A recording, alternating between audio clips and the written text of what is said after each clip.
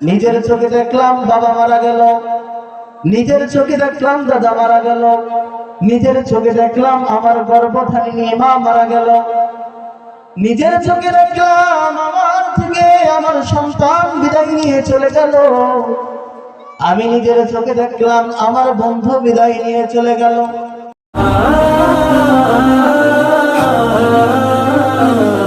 মিনহা খলাকনাকুম ওয়া ফিহা নুঈদুকুম ওয়া মিনহা নুখরিজুকুম তারাতান উখরা।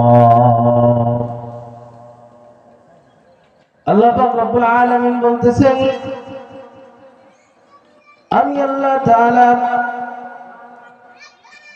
মানব জাতিকে বানাইলাম মাটি দ্বারা। আমি আল্লাহ পাক রব্বুল আলামিন এই মানব জাতিকে বানাইলাম মাটি দ্বারা। বানানোর পরে আমি আল্লাহ পাক রব্বুল আলামিন আবার এই মাটির ভিতরে আমি এই মানব জাতিকে ঢুকায় দিব। শুধু তাই নাই, এমন একটা দিন আমাদের সামনে আসবে, এমন একটা সময় আমাদের সামনে আসবে, ওই মাটি থেকে আল্লাহ পাক রব্বুল আলামিন আপনাকে আমাকে আবার সুন্দরভাবে বের করবেন। তাহলে আল্লাহ পাক রব্বুল আলামিন এই আয়াতের মধ্যে বলতেছেন, মিনহা খলাকনাকুম, আমি আল্লাহ পাক তোমাদেরকে সৃষ্টি করলাম কিসের দ্বারা? মাটি দ্বারা। এক আয়াতের মধ্যে আল্লাহ পাক রব্বুল আলামিন বলেছেন, আমি তোমাদেরকে সৃষ্টি করলাম মাটি দ্বারা। খলাকাল ইনসানা মিন আলাক, আল্লাহ পাক রব্বুল আলামিন অন্য একটা আয়াতে কারিমার মধ্যে বলতেছেন, আমি আল্লাহ পাক রব্বুল আলামিন তোমাদেরকে সৃষ্টি করলাম জমাট রক্ত দ্বারা।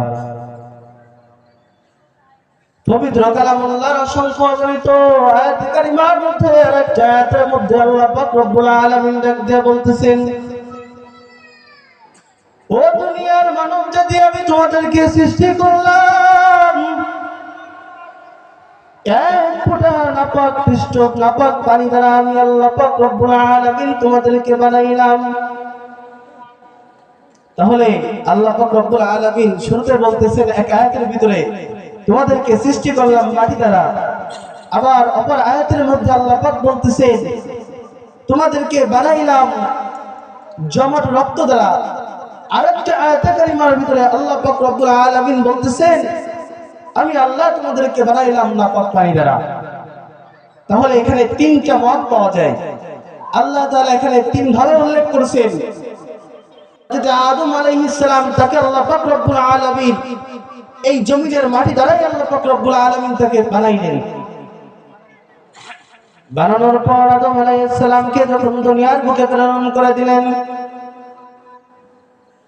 আদম আলাইহিস সালামের বাম পাশের পাঁজরের হাড় হাওয়া আলাইহিস সালামকে বানালেন। দুনিয়ার বুকে যখন তারা পদার্পণ করলেন, একে অপরের সাথে আলিঙ্গন করার কারণে আল্লাহ পাক রব্বুল আলামিন এই মাটির দেহটার মধ্যে থেকে এক ফোঁটা নাপাক পৃষ্ঠ পানি আল্লাহ পাক রব্বুল আলামিন বের করে দিলেন।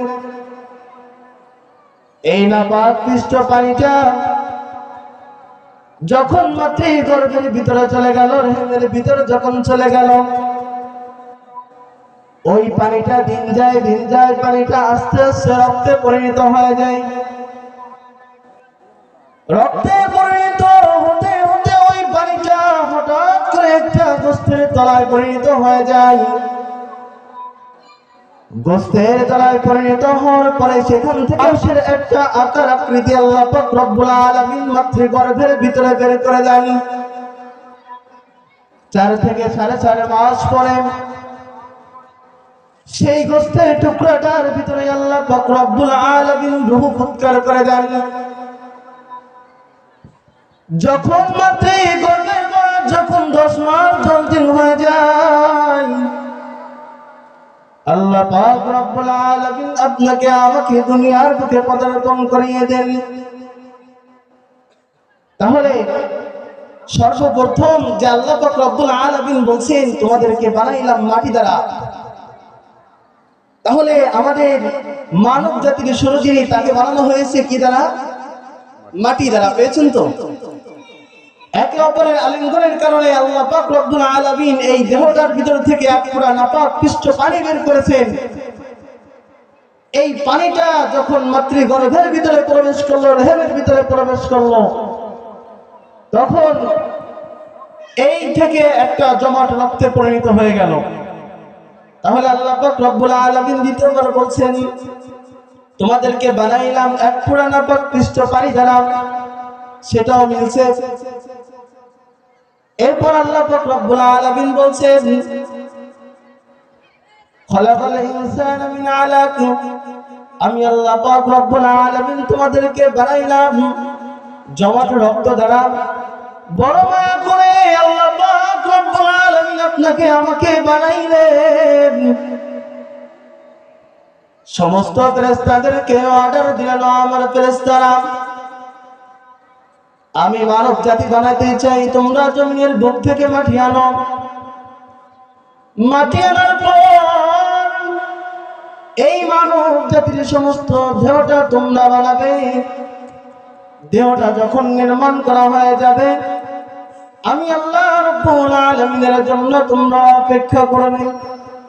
আল্লাহ রাব্বুল আলামিন বড় আদর কইরা, মায়া কইরা, নিজের কুদরতি হাত দ্বারা আল্লাহ পাক রব্বুল আলামিন আপনার আমার এই মাথাকে, মুখমণ্ডলকে আল্লাহ পাক রব্বুল আলামিন কাদা দ্বারা সেইনা সেইনা বানাইছেন। ও যুবক আল্লাহর গোলাম, আল্লাহ পাক রব্বুল আলামিন তোমাকে সৃষ্টি করেছেন।